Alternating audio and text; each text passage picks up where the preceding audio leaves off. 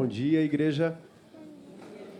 Que a graça e a paz do nosso Senhor estejam com todos. É motivo de muita alegria estarmos mais uma vez na casa do nosso Deus para poder exaltar, glorificar esse Deus maravilhoso, esse Deus que nos amou primeiro. Vou convidar aqueles que puderem se colocar em pé e vamos dar início ao momento de louvor e adoração. Os irmãos terão a oportunidade de contribuir com as missões. Como o pastor disse, será revertido para o centro, para o Seminário Teológico Batista. E os irmãos terão essa oportunidade de poder ofertar ao Senhor. E vamos juntos, com muita alegria, exaltar a este Deus. Bênção e honra é o cântico que iremos cantar. Toda língua confessará que Jesus Cristo é o Senhor. Amém?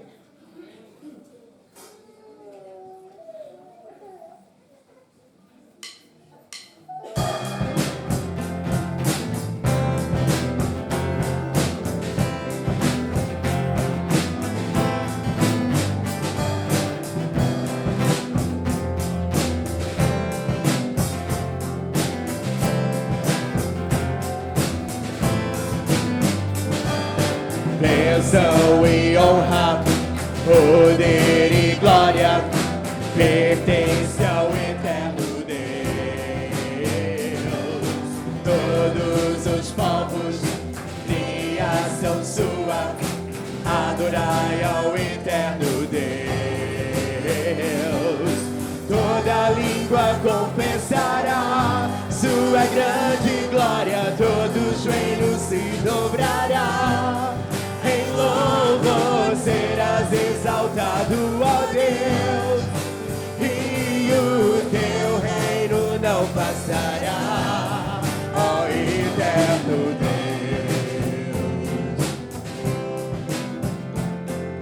Bênção e honra, poder e glória pertence ao eterno Deus.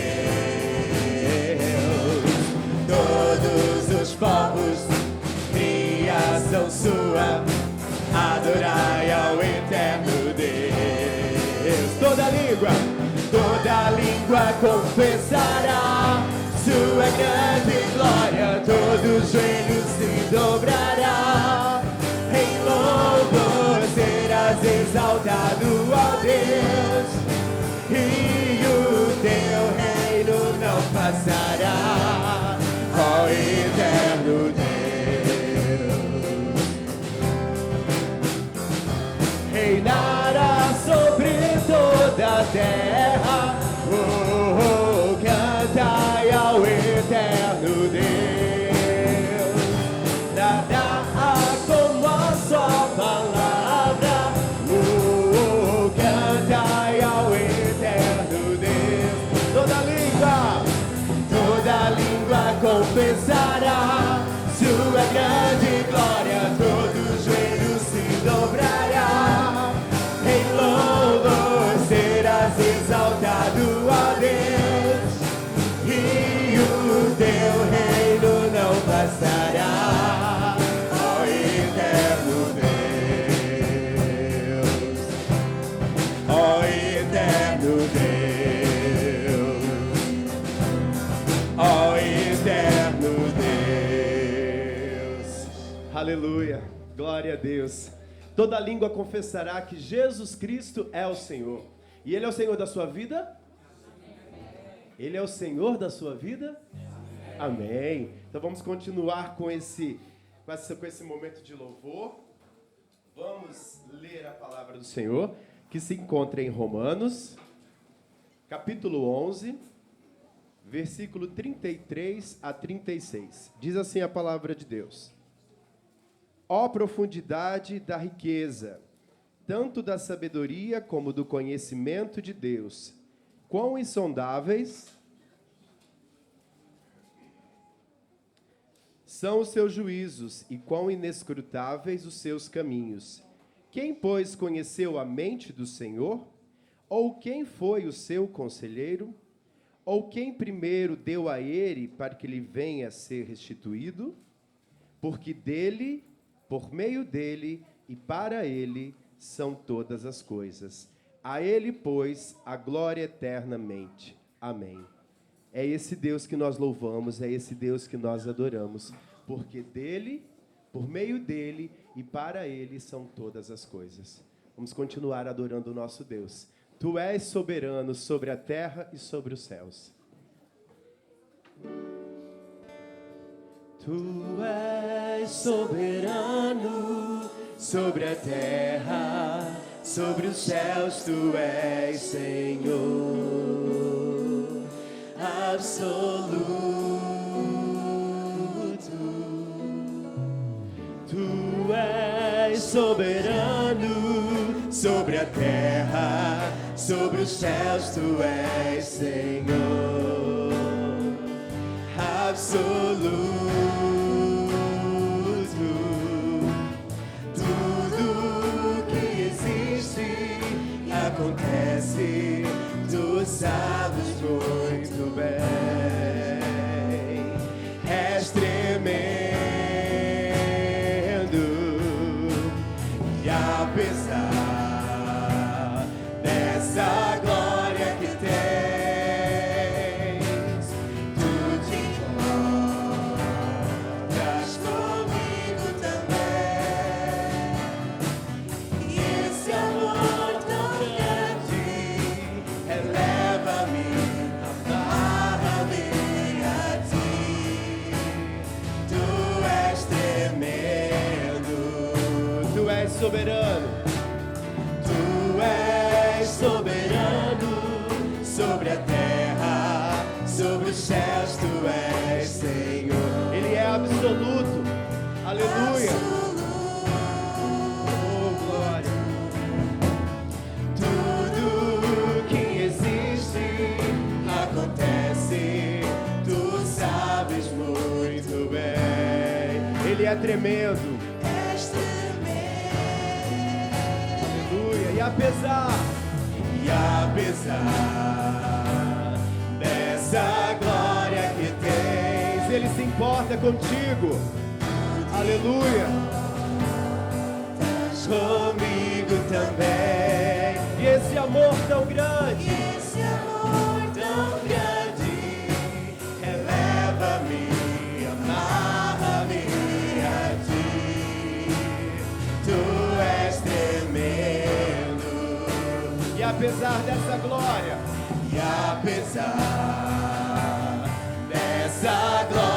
que tens, tu te importas comigo também.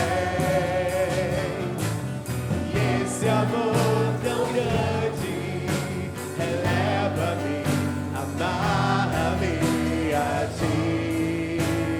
Tu és tremendo.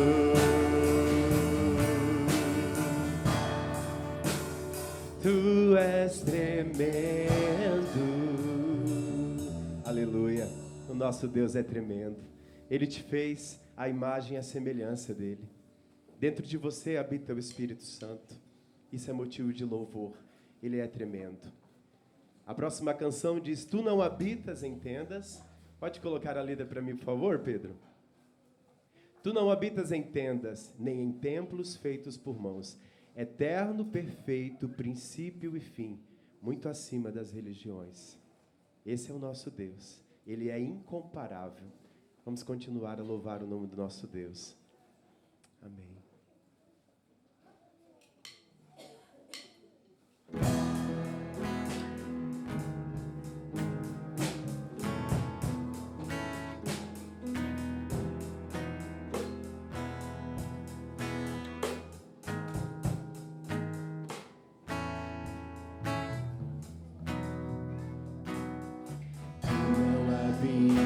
Em tendas, nem em templos feitos por mãos.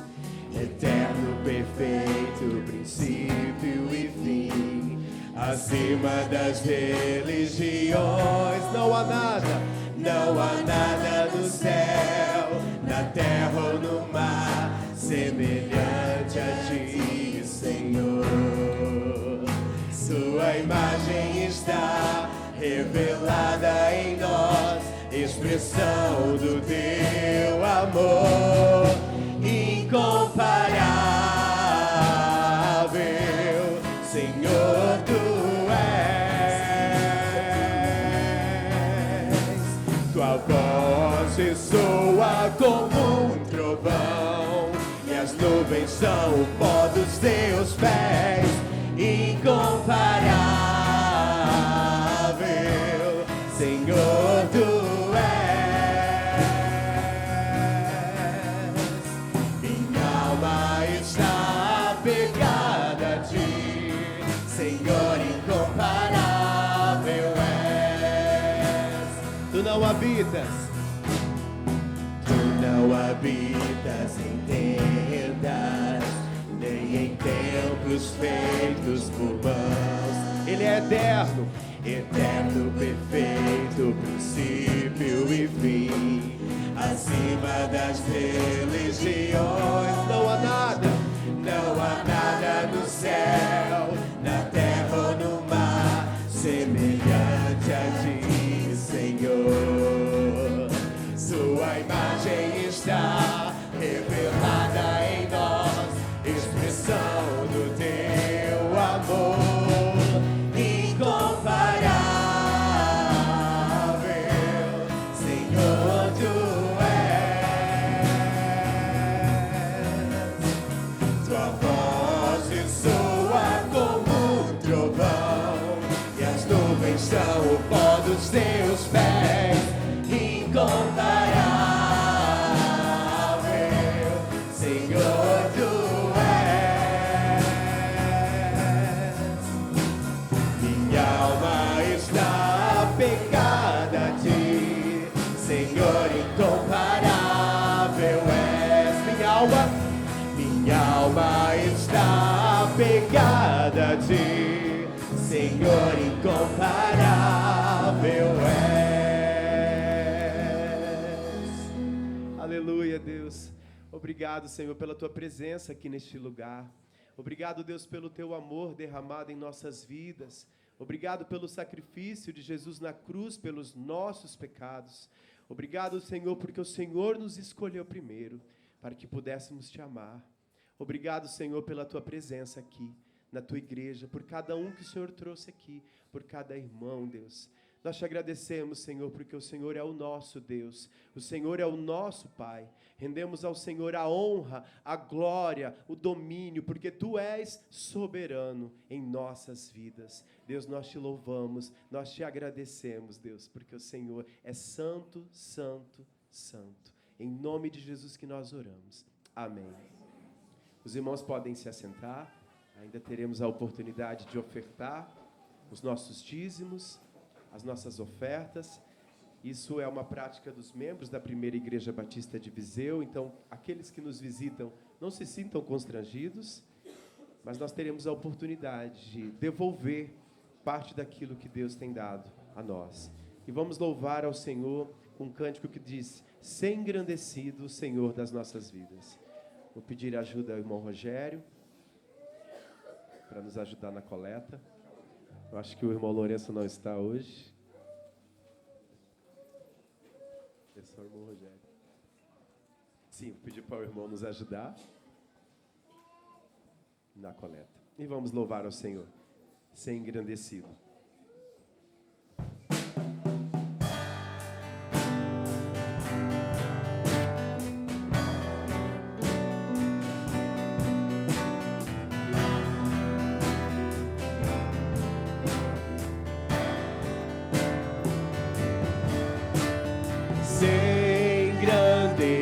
Engrandecido, ó Deus da minha vida, Tu és o Deus da minha salvação. És a minha rocha, a minha segurança, meus lábios sempre te exaltarão. Os homens, aleluia, te louvo, pois sei que sobre todos és Senhor. Aleluia.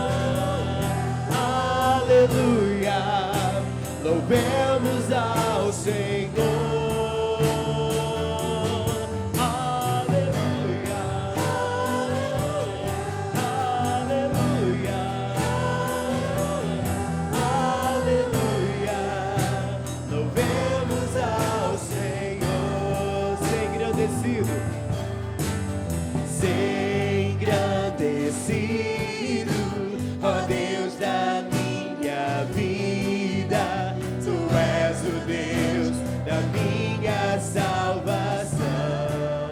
Aleluia. Ele é a nossa rocha. És a minha rocha, a minha segurança. Teus lábios sempre te exaltarão. Aleluia.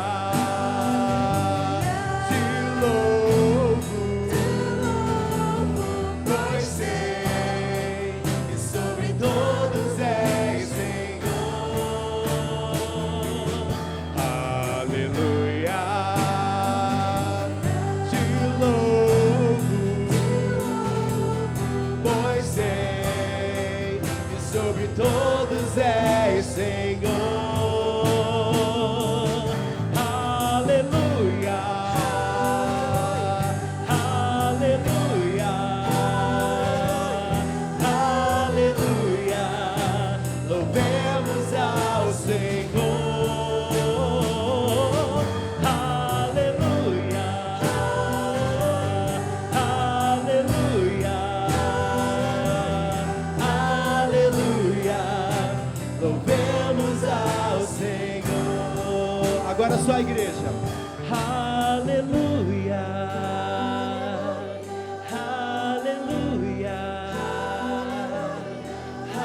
Aleluia. Louvemos ao Senhor. Aleluia. Aleluia. Aleluia. Louvemos ao Senhor. Aleluia. Aleluia. Pedir para o irmão Pina orar e agradecer aos dízimos e às ofertas neste momento. Senhor nosso Deus, nosso Pai Celestial, graças te damos por mais oportunidade que dás aqui à tua igreja de poder se reunir em teu nome, louvar, honrar o teu santo nome. Ó Pai, venha abençoar cada um dos teus filhinhos e também dos visitantes, Pai. Ser com cada um, tu conheces as necessidades de cada um. Neste momento, Pai, te agradeço por estas ofertas e dízimos que são para o mantimento da tua igreja. Abençoa, Pai, e nunca deixes falta, Pai, de nada aqui na tua igreja. Te pedimos tudo em nome e pelo amor do Senhor Jesus. Amém. Amém.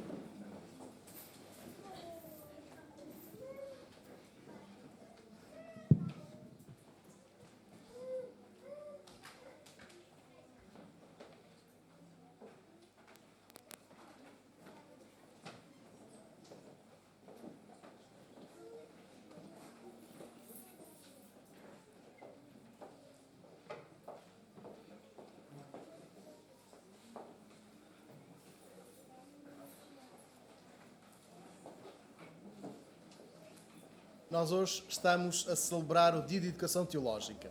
Irmãos, o seminário enviou-nos uma mensagem que partilhei hoje de manhã com os irmãos no grupo do WhatsApp da igreja, que fala sobre uma formação, e agora não me posso socorrer a não ser das imagens, porque senão vou cometer aqui alguma falha e não quero cometer.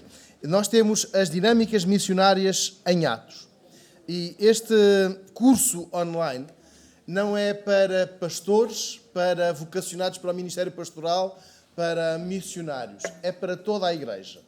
Quem desejar fazer este curso, e esta é uma formação que é aberta para todos os membros de igreja. Não é exclusiva só para quem tem a vocação ministerial, mas é para que todos nós possamos ter, então, este desafio missionário com base no livro de Atos. E acontecerá à quarta-feira, às 20 horas. Então, eu quero convidar a todos aqueles que desejarem participar, fazer esta formação, que possam falar comigo. Nós temos o Seminário Teológico Batista em Queluz há mais de 50 anos. E o seminário existe para dar formação aos obreiros das igrejas nacionais e fora. O nosso objetivo, enquanto escola teológica, é estar a dar ferramentas para que os alunos possam conhecer mais da Escritura, estarem fundamentados nela, para que depois possam transmitir às diferentes igrejas onde servem a palavra de Deus. E nós hoje temos a Sara Montino connosco. É aluna do mestrado do Seminário Batista, em Queluz. Ela tem uma licenciatura em Pedagogia e trabalhou alguns anos como educador de infância. Está bem familiarizada com o ensino e nós damos graças a Deus por isto. O Filipe, que está ali, é o seu marido. Sejam muito bem-vindos. Estão casados há 6 anos e desde 2019 estão a cooperar, a servir com a Igreja Batista de Sedufeita, onde ela, a Sara, tem estado a servir como líder de adolescentes. Antes de nós darmos a oportunidade para a Sara falar, nós vamos orar. Irmãos, é um privilégio para nós fazermos parte de uma cooperação de igrejas a nível nacional que consegue sustentar uma escola teológica. É uma alegria para nós podermos, e uma responsabilidade, estarmos juntos neste ministério, e já reparámos que de Sedufeita a Viseu, Lisboa, Faro, onde seja, até nas ilhas, nós temos alunos. Então nós temos esta responsabilidade. E nós vamos agora orar. Vamos orar, pedir a Deus que possa capacitar a irmã Sara para nos transmitir a palavra, mas também orar pelo seminário, por todo este ministério. Podemos ficar de pé e orar. Querido Deus, nesta manhã nós dirigimos-nos a Ti, certos do Teu amor, na garantia da Tua misericórdia. E pedimos-te que nesta manhã o nosso culto seja agradável e queremos recordar com gratidão todos aqueles professores que servem no Seminário Teológico Batista. Pai, obrigado por este ministério, por quem dirige, por quem já dirigiu, por quem já ensinou. Pedimos-te pelos seus alunos e, em particular, pela irmã Sara, que hoje está connosco. Pai, capacita na sua formação, capacita no seu ministério na Igreja Batista de Sedufeita, e agora que o Teu Espírito Santo possa falar-nos através daquilo que Tu colocaste no seu coração. Por favor, Senhor, nós pedimos-te que o Teu Espírito Santo conduza cada momento e que leve até Ti tudo aquilo que nós somos e aquilo que Te queremos entregar. Nós oramos certos da graça que o Senhor Jesus é, e em Seu nome nós oramos. Amém. Os irmãos têm bondade de sentar. Bem-vinda. Olá, bom dia, irmãos. Antes de tudo, eu gostava de dizer que é uma honra para mim estar aqui, porque essa igreja colaborou muito para a formação daquele que hoje é o meu pastor lá em Sedufeita, o pastor Daniel Lopes. E também já ouvi muito falar sobre o legado desta igreja, o trabalho que vocês têm feito no Senhor e o testemunho que vocês são nessa cidade e também neste país, tá bem? Como o pastor bem referiu, eu sou aluna do Master do Seminário Teológico Batista. Tenho aqui um colega, que é o André, que hoje acho que não está aqui por conta do bebê que ele e a Bia acabaram de receber. Então sou muito grata por essa comunidade. E trago comigo o abraço dos irmãos de Sedufeita, trago comigo também um abraço do seminário. E como o pastor bem referiu, quando nós falamos, não é, de educação teológica, nós falamos de uma necessidade de toda a igreja. E eu venho aqui hoje a estrear, né, um projeto, um ministério que nós temos dentro do seminário, que é o Teologia Serve, a educação teológica em pequenas doses. Então, eu venho aqui hoje no âmbito deste projeto, não é? Estreando agora no mês da educação teológica que nós comemoramos, não é? E quando nós dizemos Teologia Serve, dizemos que é porque a teologia não precisa causar estranheza nos nossos ouvidos quando ela é compreendida à luz do serviço. Ou seja, o nosso objetivo é trazer assuntos diversos que têm sido trabalhados e discutidos no âmbito do seminário de forma compacta, como sermão, como workshops ou palestras para as igrejas, tá bem? Portanto, os irmãos que tiverem interesse de saber mais informações a respeito da oferta formativa do seminário, podem procurar o pastor Joaquim, podem me procurar no final do culto. Queria dizer que o seminário oferece 3 opções de formação, sendo que a primeira delas, que é o curso básico, ele está completamente disponível online. Então, portanto, os irmãos que queiram fazer uma disciplina, queiram conhecer mais sobre Cristo, sobre o Deus que se revela pelas Escrituras, podem se inscrever e fazer mesmo a partir daqui de Viseu, não precisam ir até Queluz, tá bem? E pronto, vou entrar agora no que é a nossa mensagem, no que é o nosso sermão. E o título do sermão de hoje, como os irmãos podem ler, não é aqui? É a interculturalidade da igreja. Então, nós vamos estudar num trecho do livro de Atos sobre a interculturalidade da igreja. E gostava de dizer que eu começo esse sermão sendo desafiada pela mensagem que foi deixada pelo professor nesta manhã na Escola Bíblica Dominical, de pregar a palavra de Deus com sinceridade e na autoridade de Cristo, tá bem? E eu começo fazendo uma pergunta. Se eu pedisse para vocês que descrevessem um brasileiro, aposto que o sotaque com as abertos e o vocabulário diferente seria a primeira coisa que a maioria de vocês diria, acredito eu. E se eu pedisse para os irmãos descreverem um indiano? Talvez o curry, o caril, fosse a primeira coisa que também viesse, né, à memória olfativa de vocês. Ou então, se eu pedisse para que vocês descrevessem um coreano, nos lembraríamos da fisionomia ou talvez do K-pop, para aqueles mais jovens que gostam de música coreana pop. Apesar de cada pessoa ser única no mundo, há características que são comuns a um grupo de pessoas, certo? E que formam essa espécie de estereótipo que nós podemos ter.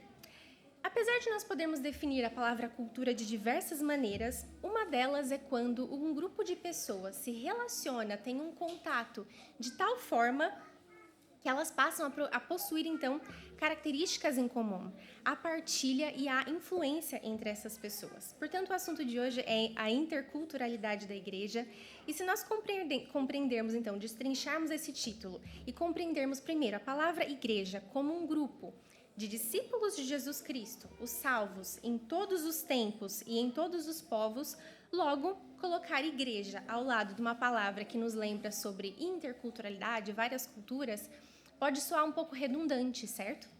Mas aqui eu peço uma licença poética para usar esse pleonasmo, essa repetição, porque nós precisamos entender o que significa, então, essa palavra interculturalidade, que deu origem, inclusive, a uma disciplina do seminário, uma disciplina de curto prazo do seminário. Portanto, interculturalidade no contexto dessa partilha é uma palavra que surgiu na pós-modernidade, nos nossos tempos, e ela é muito usada dentro do campo das humanidades, das ciências humanas, tá? E fala, então, sobre a capacidade de pessoas de diferentes culturas conviverem entre si e cooperarem entre si, tá bem? Ou seja, nós podemos dizer, então, que a interculturalidade é diferente da multiculturalidade. O que eu quero dizer com isso? Eu quero dizer que, provavelmente, os irmãos que têm vizinhos, acho que toda a gente aqui tem vizinhos, né? Ou em cima ou do lado, nós podemos conviver com os nossos vizinhos, certo? Porque vivemos ao mesmo tempo e próximos a outras famílias e outras pessoas, mas não significa que nós nos relacionamos com essas pessoas, certo? Podemos muito bem não saber nem o nome dos nossos vizinhos. E mais do que isso, os nossos vizinhos podem não saber, não influenciar na nossa maneira de comer, de vestir ou então até de pensar. E aqui, quando nós pensamos na palavra influência, ela pode causar também, de novo, algum estranhamento, sobretudo nos pais preocupados com os filhos, né? Na influência que outros pensamentos podem fazer nas nossas vidas e na vida dos nossos, não é? Mas quando nós falamos em comunhão, em igreja, a influência ela é muito importante. Por quê? Porque nós nos influenciamos a amar a Deus, a amar os outros e a continuar na missão de Deus. Portanto, quando nós falamos de interculturalidade da igreja, estamos a dizer que o Senhor quer que diferentes nacionalidades tenham comunhão verdadeira e que influenciem uns aos outros na chamada e na missão que é ser igreja. Mas, além de sermos um povo marcado pelas diferentes culturas e pela influência mútua, nós temos outra característica que nos distingue, não é? Nós somos o povo da palavra. Portanto, eu peço que os irmãos fiquem em pé e abram as suas Bíblias no livro de Atos, no capítulo 11, Nós vamos ler do verso 19 até o verso 26. Então, portanto, Atos 11, 19 a 26. Eu tenho aqui em mãos a versão Almeida Revista e Corrigida, e ela diz assim: E os que foram dispersos pela perseguição que sucedeu por causa de Estevão, caminharam até a Fenícia, Chipre e Antioquia, não anunciando a ninguém a palavra, senão somente aos judeus. E havia entre eles alguns varões chíprios e cirenenses, os quais, entrando em Antioquia, falaram aos gregos, anunciando o Senhor Jesus Cristo. E a mão do Senhor era com eles, e grande número creu e se converteu ao Senhor. E chegou a fama destas coisas aos ouvidos da igreja que estava em Jerusalém. E enviaram Barnabé a Antioquia, o qual, quando chegou e viu a graça de Deus, se alegrou e exortou a todos que permanecessem no Senhor, com propósito de coração, porque era homem de bem e cheio do Espírito Santo e de fé. E muita gente se uniu ao Senhor. E partiu Barnabé para Tarso, a buscar Saulo, e achando-o, conduziu para Antioquia. E sucedeu que todo um ano se reuniram naquela igreja e ensinaram muita gente. E em Antioquia foram os discípulos pela primeira vez chamados cristãos. Os irmãos podem sentar. Não é novidade para nós que o Filho de Deus, Jesus Cristo, veio ao mundo com uma nacionalidade, certo? E dentro de uma determinada cultura que era o judaísmo. Consequentemente, a nacionalidade dos primeiros seguidores de Jesus era igual. Mas é claro que o plano de Deus sempre foi que, por meio desse povo, todos os povos da terra fossem, então, abençoados. E esse grupo dos primeiros discípulos, ele estava concentrado na cidade de Jerusalém, em Israel. E com exceção dos apóstolos, esse grupo foi, então, disperso logo após a perseguição que aconteceu com Estevão, que foi matado às pedradas, como vocês podem verificar nos capítulos anteriores de Atos. E ele era um líder influente naquela igreja e ele dava um bom testemunho. Ele era uma figura de serviço dentro da igreja. Portanto, nós vemos aqui um fluxo migratório, certo? Então, nós vemos aqui um fluxo de judeus, discípulos de Jesus, de Jerusalém, então, para os outros lugares. E eles, então, vão se tornar estrangeiros naquela terra. Se nós pudéssemos emprestar um termo dos nossos dias, poderíamos até dizer que esses primeiros cristãos se tornaram refugiados em outros países, porque eles estavam fugindo de uma situação de perseguição. Mas nós precisamos lembrar que depois de ressuscitar e antes da sua ascensão, Jesus ele vai orientar os seus discípulos que fossem o quê? Testemunhas, não é? E fossem testemunhas em todos os lugares. Eu fico a me perguntar se aquelas pessoas entenderam a perseguição como um sinal de Deus para pregar finalmente em outros lugares, ou se no coração delas o que havia era medo de serem mortos tal qual Estevão, às pedradas. Não sei responder por meio do texto se de fato no coração deles havia medo ou intencionalidade. Mas nós aqui aprendemos a primeira coisa sobre este texto e sobre a palavra interculturalidade. Nós vemos primeiro que os movimentos migratórios, os fluxos migratórios estão debaixo da soberania de Deus. Segundo dados da ONU, a Europa é hoje o maior continente com fluxo de imigração nos últimos anos. E segundo dados do governo por meio de um site que se chama Eurocid, os irmãos podem pesquisar depois, entre 2015 e 2020, o número de imigrantes em Portugal quase que dobrou, não é? E nesses anos, as maiores nacionalidades, como não vão se estranhar, como brasileiros, não é mesmo? Reino Unido, pessoas do Reino Unido, Cabo Verde, Romênia e também Ucrânia. E aqui em Viseu, na região de Viseu, o crescimento do número de imigrantes nesses 5 anos, foi de 18%. Eu imagino que isso tenha se notado na vida da igreja também. E muitos são os motivos da imigração dessas pessoas, e nós não vamos entrar no mérito aqui de dizer por que cada uma dessas nacionalidades tem buscado Portugal ou até mesmo Viseu como o seu lugar de vida.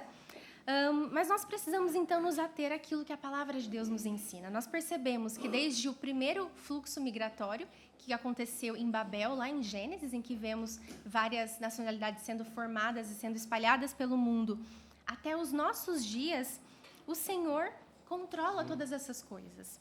o que o Senhor está a dizer será aos discípulos do século XXI ao enviar para Portugal tantas nacionalidades diferentes? A resposta é o que nós vamos encontrar, então, nos trechos que vêm a seguir no texto. Portanto, avançando um pouco, apesar de nós não sabermos o que motivava a saída daqueles discípulos de Jerusalém rumo a norte, né, porque nós vemos eles indo, então, para Chipre, Fenícia, Chipre até Antioquia. Eles estão caminhando rumo a norte. O texto nos diz que, primeiro, eles percorreram esses lugares e diz que esse grupo não falou a palavra, o que para discípulos de Jesus pode soar um pouco estranho. Por mais que haja ali uma exceção no texto, porque eles não falaram a palavra, exceto para os judeus, essa primeira frase é mesmo esquisita. Não parece coerente, não é mesmo? Por mais que haja, essa exceção, precisamos lembrar que as escrituras todas sinalizam a importância de todos aqueles que são parte do povo de Deus de anunciarem quem Ele é. E isso nós vemos do Velho Testamento até agora. Isso não mudou na palavra de Deus, não é? Mas então, o que eles estavam a fazer? Na verdade, precisamos compreender que aqueles discípulos estavam a ver a sua própria missão por meio das lentes da sua própria cultura. Mas só eles cometem esse erro, não é? De cumprir a missão nas lentes da cultura. Aqui estou sendo irônica. É bom explicar que estou sendo irônica, porque meu marido fala que eu sou péssima a fazer piadas ou ironias, as pessoas não percebem. Portanto, precisamos lembrar que os judeus tinham um vício cultural de séculos. E qual era esse vício? Eles achavam que eram um povo eleito, e de fato eram, mas eles esqueciam que eles eram eleitos para. E qual era essa função que eu já disse? Era mostrar o verdadeiro Deus a todos os povos, a todo o mundo. E essa era como se fosse uma doença crônica, portanto, do povo de Israel até agora. E os judeus, discípulos de Jesus, não estavam ilesos dessa perspectiva cultural. Portanto, como é que Deus vence essa limitação cultural do seu povo? Porque a palavra dele sempre se cumpre. A sua missão sempre chega ao seu objetivo. Então, Deus ele vai usar os judeus discípulos com outra bagagem cultural. Olha só, ele vai usar, então, a interculturalidade, o fato de, naquele grupo, haver judeus de outras localidades para vencer aquela barreira. Então, o que é que nós vemos? Que dentro daquele grande grupo existia um grupo menor. E um grupo de judeus que tinham vindo de onde? De Chipre. E eram também sireneus, né, como diz aqui. Provavelmente essa influência, essa bagagem cultural auxiliou esses cristãos a perceberem que aquela exceção que os judeus estavam fazendo, que o maior grupo estava fazendo, era algo cultural e não necessariamente parte do mandamento de Deus. Portanto, a bagagem cultural deles provavelmente os ajudou a perceber que o evangelho precisava ser pregado a todas as pessoas.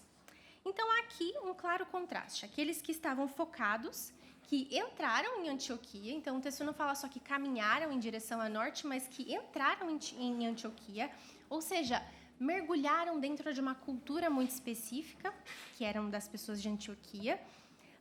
E não só, eles falaram a palavra, mas se vocês repararem aí na Bíblia de vocês, o texto diz que eles apresentaram às pessoas o Senhor Jesus. Eles mostraram o Senhor Jesus. Olha a diferença. Eles não só foram ali pessoas do discurso, mas eles mostraram a pessoa do Senhor Jesus Cristo por meio do Espírito Santo. Ou seja, aqueles irmãos foram intencionais, efetivos e cristocêntricos. E eu penso em quão profundo isso é, irmãos. Foi preciso que um grupo dentro do grupo com outra nacionalidade para que a missão de Deus avançasse, para que houvesse até correção, não é? E foi isso até que foi falado na escola bíblica de manhã. E qual foi, então, o resultado? Eles foram bem-sucedidos no seu trabalho. Muitos creram e mostraram com as suas atitudes que haviam compreendido o evangelho do Senhor Jesus. Ou seja, as bagagens culturais também são úteis ao reino de Deus. E hoje aqui, eu imagino que nós temos irmãos com muitas nacionalidades diferentes. Apesar de eu não conhecê-los muito bem, eu consigo perceber aí pelas vozes e pelos sotaques que nós temos irmãos muito variados aqui nessa comunidade. E pensamos até em um país tão rico em cultura como Portugal, que pessoas que venham de vários cantos do país também tragam uma cultura muito própria. Eu facilmente já consigo identificar que o Porto, por exemplo, tem coisas muito específicas em diferença em relação a Viseu, não é? Portanto, é suposto ser assim. É suposto que cada um de nós compreenda a mensagem do Evangelho a partir do lugar onde Deus nos colocou, a partir da nossa cultura. Ou seja, por isso que nós precisamos que a igreja seja intercultural e seja variada. Quanto mais culturas diferentes, mais nós poderemos ser efetivos, intencionais e cristocêntricos na nossa missão. Isso porque o outro está a ver o Evangelho de uma perspectiva que eu não sou capaz e eu preciso desse irmão. Isso é comunhão, tá bem? Será que nós vemos, então, as culturas como Deus vê? Ou nós temos visto as diferenças culturais a partir da nossa mentalidade que é limitada e manchada pelo pecado? O facto de Deus enviar diferentes nacionalidades a este país, a esta igreja, não significa nada mais do que uma prenda graciosa dele para nós. Isso significa que cada um de nós aqui tem a oportunidade de serem aperfeiçoados na missão de Deus. Deus quer que mostremos Cristo a todas as pessoas, todas e não só aquelas que nós achamos que são parecidas conosco. Ou seja, avançando no texto, essa situação de os gentios pagãos ouvirem sobre Jesus, crerem e voltarem-se para Deus, era mesmo extraordinária, ou seja, era fora do comum. Isso porque o texto dá a entender que esses gregos que ouviram a mensagem em Antioquia eram pessoas mesmo completamente alheias de qualquer coisa que relacionada ao povo de Deus, à lei do Senhor, aos preceitos de Moisés e ainda mais sobre Jesus, não é? Não sabiam quem era Jesus. E as fofocas, informações, não é? Sobre essas coisas fora do comum logo viram, assim, assunto entre os crentes, não é mesmo? E eu peço perdão por ter dito fofoca, porque eu esqueci que crente não faz fofoca, né? Partilha é pedido de oração, mas isso é outra história. Voltando ao texto, o boato corre e a liderança vai tomar uma decisão prudente em relação a essa fofoca, a esse boato que chega até eles, não é? E ao invés de fazer uma crítica, de criticá-los, eles decidem enviar alguém de bom testemunho para que faça um julgamento adequado acerca daquilo que estava a ocorrer lá em Antioquia, que era mesmo fora do normal. Se nós percebermos no contexto desse texto, Pedro estava sendo já trabalhado pelo Senhor sobre a importância de pregar para os gentios. Se vocês se lembram, o texto anterior vai falar sobre a conversão do centurião Cornélio. Ou seja, Deus estava a trabalhar na liderança, mas também estava a trabalhar com o seu povo, com o resto dos discípulos, tá bem? Portanto, nós chegamos aqui a uma pessoa que nós precisamos olhar com muito carinho e que é uma figura pouco falada entre nós, mas que é muito importante dentro do desenvolvimento da igreja no primeiro século, que é Barnabé. Ele não era um dos 12, mas ele tinha um apelido, uma alcunha, que era ser filho da consolação. Provavelmente ele era alguém sensível, com intimidade com o Senhor, cheio de fé e de bondade. Não é curioso que os discípulos tenham escolhido alguém desse jeito para ir lá? É claro que muitos daqueles discípulos deviam estar com medo, com receio, deviam ter críticas a fazer em relação àquilo que eles estavam a ouvir, porque para eles era mesmo estranho. Culturalmente era estranho pessoas de outras nacionalidades estarem a se converter daquela maneira ao Senhor Deus. Portanto, nós aqui vemos já uma coisa que nós precisamos aprender com isso, que as sugestões, as novidades que chegam por meio de outras nacionalidades precisam sim ser analisadas, e eu disse analisadas, não criticadas. Ou seja, com a chegada de muitos imigrantes é normal que a liturgia, a maneira de se viver igreja, que a maneira de se expressar igreja vá assim sofrendo mudanças e alterações pelas características das próprias pessoas. Isso porque mesmo entre nós, cristãos evangélicos, há muitas maneiras de se viver e pensar as atividades, os cultos, os convívios, e muito de como isso é feito não é necessariamente ditado pela Bíblia, assim, ao pormenor. A Bíblia nos dá princípios, mas ela não nos dá, assim, tantos detalhes, não é mesmo? A forma do culto, a maneira de se conduzir uma refeição, são muitas vezes ditadas pela cultura, não é? E tudo bem, porque a cultura tem aspectos que são bons. Deus se agrada de nós usarmos aquilo que está ao nosso alcance para servirmos a Ele e aos outros.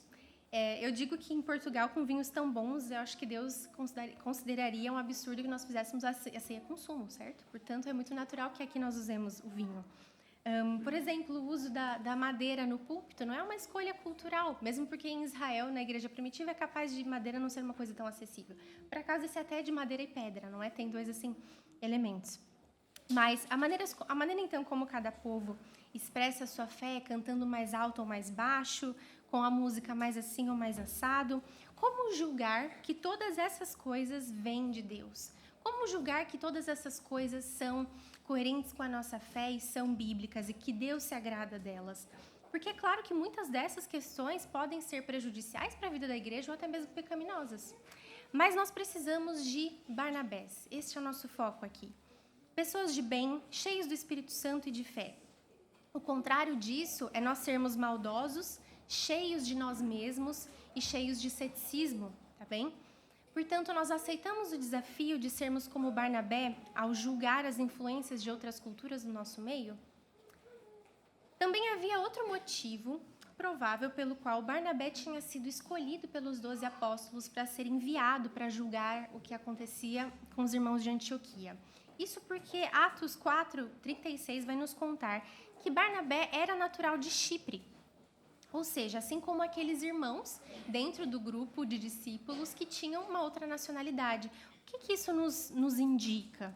Que além de Barnabé ter um bom testemunho, ele provavelmente tinha uma boa capacidade para dialogar com as duas culturas, com as duas maneiras de ver o mundo.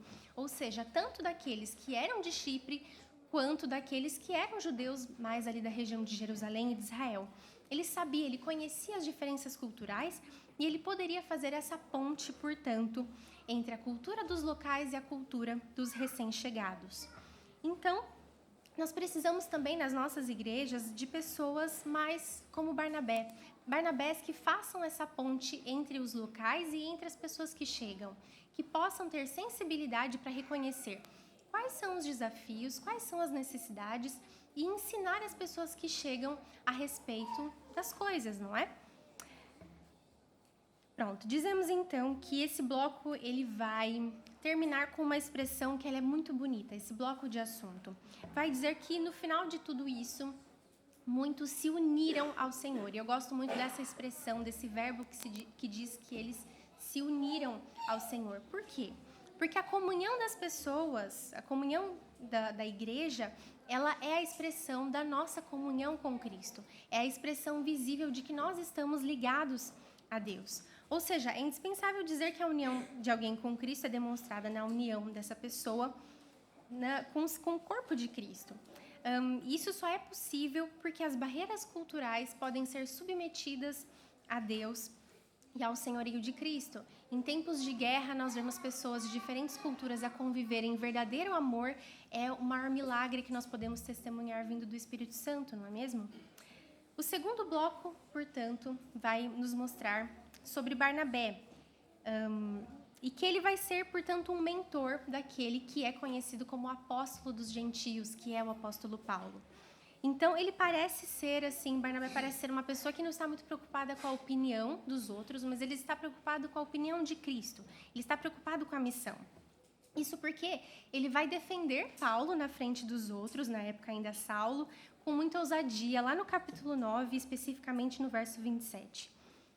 E não só isso, o que Barnabé faz é desafiar Saulo, que era um novato até então, uma pessoa com muitas polêmicas por trás dele, porque ele era um perseguidor da igreja, e que também participou da morte de Estevão, que estava lá no começo do nosso trecho. E o que ele vai fazer com Saulo? Ele sabia que o chamado de Saulo era radical. Ele sabia que o que Deus tinha para Saulo era especial.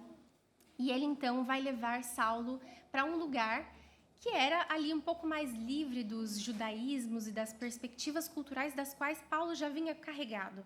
Ele leva, então, Saulo para uma espécie de seminário teológico em Antioquia, em que Saulo vai não só ensinar, ele e Saulo vão não só ensinar as pessoas acerca da lei, acerca das escrituras para o povo, mas também vão aprender a fazer isso dentro de um contexto intercultural, um contexto de muitas nacionalidades. Isso eu acredito que é a confirmação do ministério do chamado que Paulo vai desenvolver no restante do livro de Atos e também visível nas suas cartas. Portanto, nós vemos aqui que essa é uma situação mesmo muito especial e nós encerramos esse trecho com a cereja do bolo. A cereja do bolo, para mim, é quando o texto diz que nesse ambiente intercultural de aprendizagem e de troca e também de situações difíceis em que é preciso ter ali o filho da consolação para amenizar as dores do crescimento, o texto diz que pela primeira vez um grupo de discípulos de Jesus foi chamado de cristãos. Até então, provavelmente, eles eram tidos como um grupo dentro do judaísmo, tal qual muitos outros grupos que haviam, como os fariseus, os saduceus, os zelotes. E apesar de cristão ter sido dado como um termo pejorativo por pessoas de fora, foi a interculturalidade, ou seja, o resultado da aceitação, da troca, do crescimento entre diferentes culturas em uma igreja que fez com que a sociedade reconhecesse algo diferente, reconhecesse Cristo. Porque o termo cristão significa isso, como muitos de nós já sabemos, somos pequenos cristos. E eu comecei este sermão com uma pergunta, a perguntar como é que vocês descreveriam diferentes nacionalidades. Mas e se agora nós fôssemos ali à rua e perguntássemos a alguém como ele descreveria um cristão? Como você descreveria, então, um cristão que frequenta a Igreja Evangélica Batista de Viseu? O que eles diriam, então, de nós? O que eles diriam de vocês? Diriam que são pessoas que reconhecem a soberania de Deus nos movimentos migratórios? Será que essas pessoas lá fora diriam que vocês são pessoas que reconhecem as bagagens culturais dos outros como úteis ao reino de Deus? Será que eles diriam que vocês são pessoas que analisam as coisas de forma bondosa? Que são pessoas unidas a Deus? Diriam que são pequenos cristos? O desafio do Senhor para nós é que nós não sejamos reconhecidos pela nossa nacionalidade, mas que sejamos reconhecidos por aquilo que Deus faz na nossa vida, pela sua obra. Que não sejamos reconhecidos pelo ceticismo, pela dureza ou pela religiosidade. Que sejamos conhecidos por amar a Deus e por amar o próximo como Cristo nos amou e na força do Espírito Santo. Nós já somos um grupo de pessoas multiculturais. Aceitamos o desafio de ser uma igreja intercultural? Vamos orar, irmãos? Vamos ficar de pé?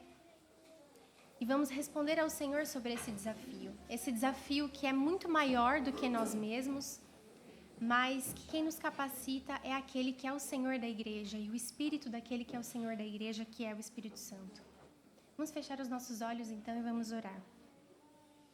Senhor Deus, a Tua Palavra, ela nos confronta nesta manhã.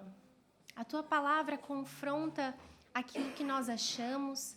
A Tua Palavra confronta, Pai, o nosso ego.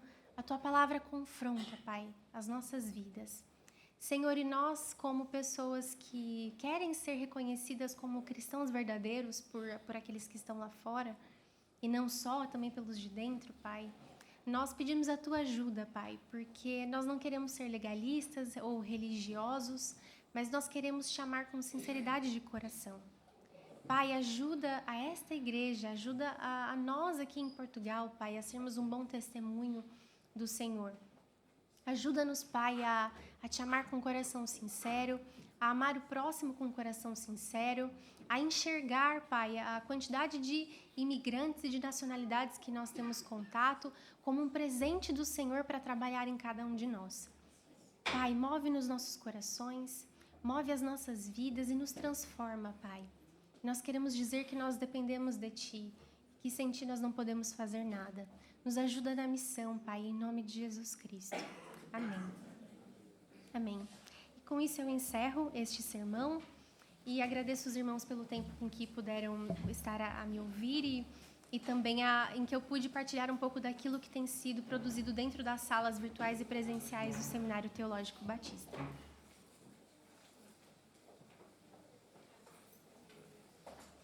Obrigado. Irmãos, vamos ficar em oração silenciosa, individual. Enquanto escutarmos o poslúdio, vamos responder esta pergunta. Queremos ser uma igreja intercultural? Pedir que Deus possa estar a cuidar de nós. Então vamos ficar em oração individual e silenciosa, enquanto escutarmos o poslúdio.